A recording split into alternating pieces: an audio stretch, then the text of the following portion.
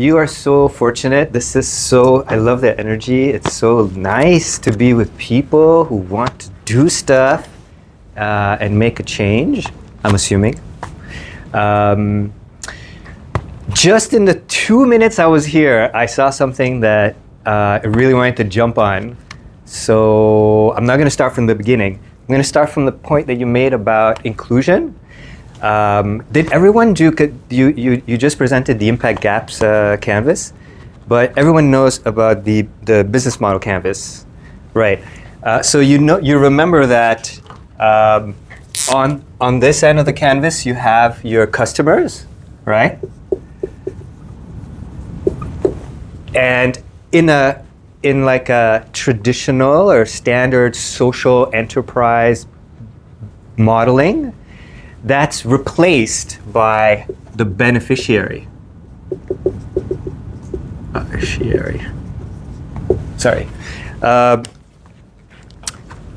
But so, and then you were talking about how Faiz is so cool because he is able to do, what was it? Do great things by, not depending on government, but generating resources by and for the community. And the one way to do that for your beneficiary is to make compromises, right? I don't know why I'm writing everything. That's one way of doing it. And you're gonna understand, hopefully a little bit later, why I'm not looking to take this route towards success. Although it's not a bad thing, and we do the grant applications, we just don't get emotional about it. Instead, the approach that I am really pushing my team to adopt is to see the beneficiaries as, and you remember everything that's in between, so I'm not gonna show it again, as the supplier.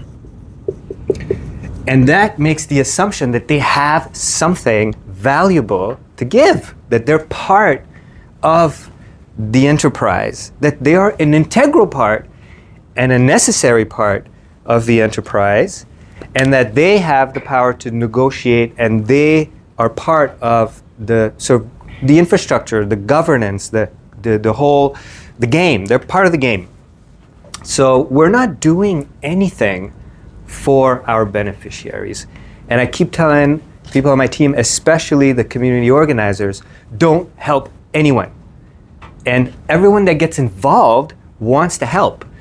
And that's I think, something to question in business. People who want to do social enterprise are people who want to do good. But I would invite everyone who's interested in business or social enterprise to focus more on creating something beautiful. Because when you're able to include all of the stakeholders and the actors within your business, you're not just creating a business, you're creating an economy. And that's what a business is. It's an economy within an economy. All right, so that was an aside. My apologies. I don't have a lecture, so it's not an aside. But I did want to lecture for just a few minutes about something that I think is really, really important. And you might not think that this is about business, but it really is. Hopefully you'll be able to integrate. I'm just kind of free-flowing, and then hopefully you'll just make something of it at some point in your lives. So I'm just going to write a few things, and I'll invite you to really reflect on them. It's not a lot. Information. Insight. Whoa, this is like bringing up a lot from what you've learned, because without data, without insight, without understanding your customers, without understanding your position, without understanding the industry, you're really not going to get anywhere. Knowledge. Holy shit. I'm hoping that this does not take a D, but just in case. So this this, you're starting to get into leadership here.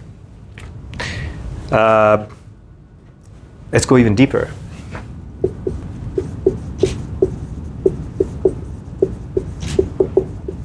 Please stop me at any point, obviously. All right. This is the last word. Okay. So, why are you here? The answer to that question is why I am here. I want to know why you are here, because that's going to give me a better understanding of what to do with my business.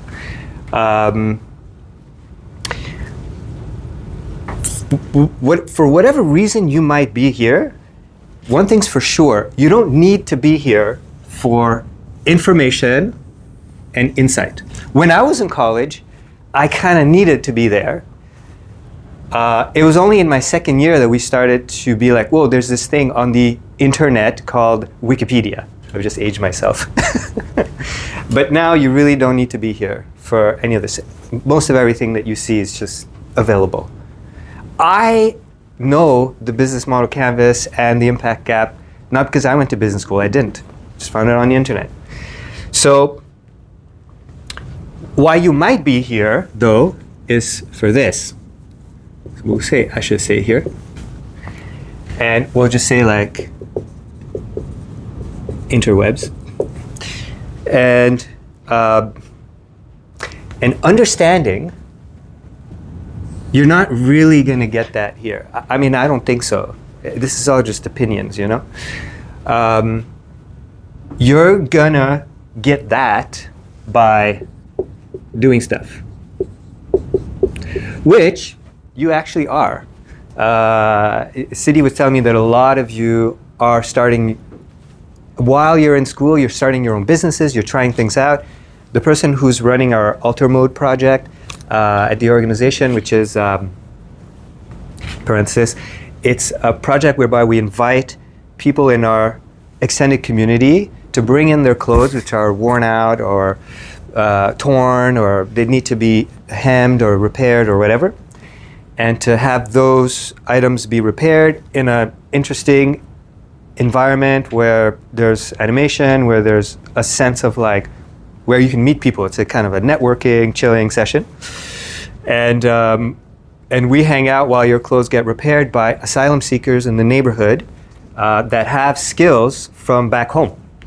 And it may very well be that people are bringing in clothes that were made by these women in factories in South Asia.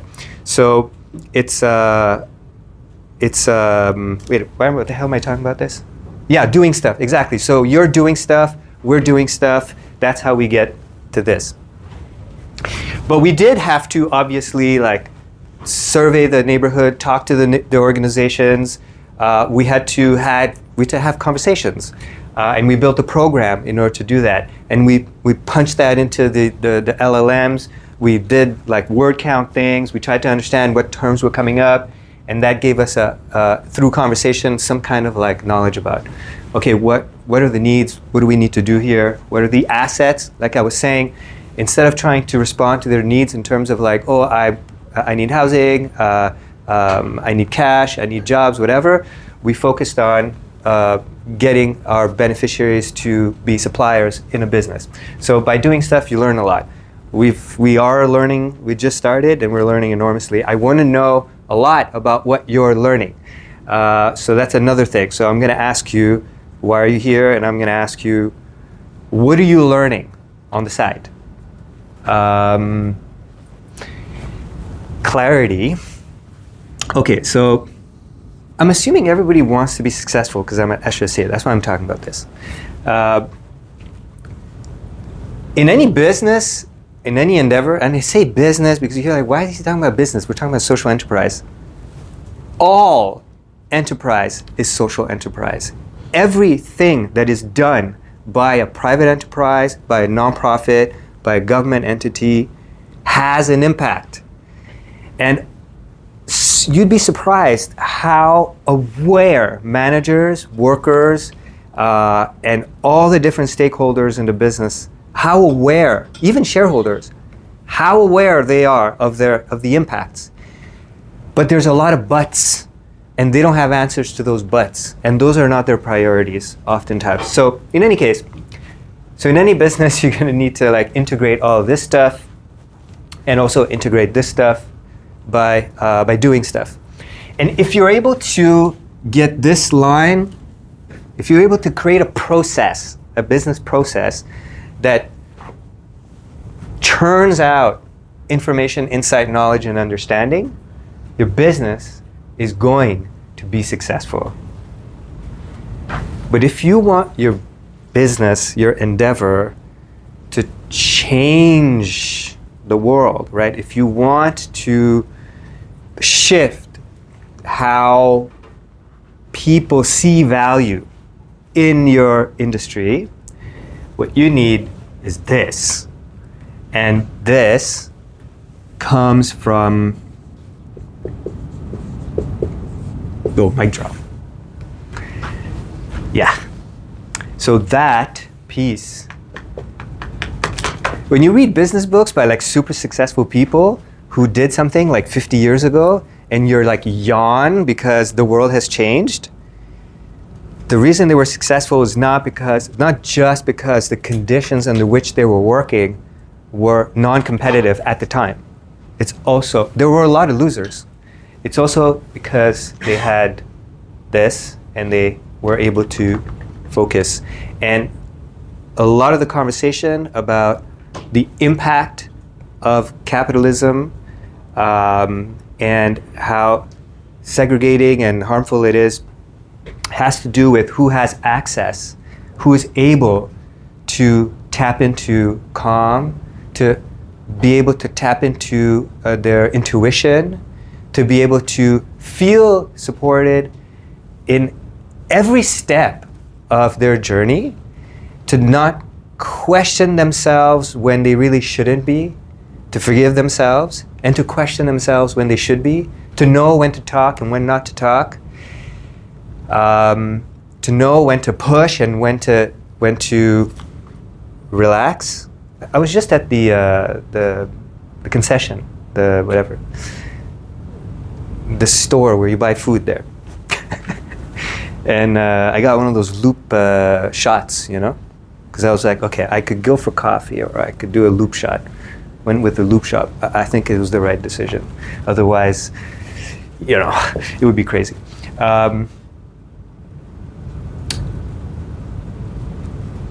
Based on what's available there, I think people are pushing too hard. Every product has some kind of like insane caffeine, like everything is energy. So err on the side of chilling, you know? Because that's gonna get you really far. And anyway, it's not about you. It's gonna get us far. All right, so I hope that was interesting. Now I wanna get to the two questions that I asked. One, why are you here? And what's the other one? What are you learning from what you're working on, right? From doing stuff. What are you doing? Like, what are you doing?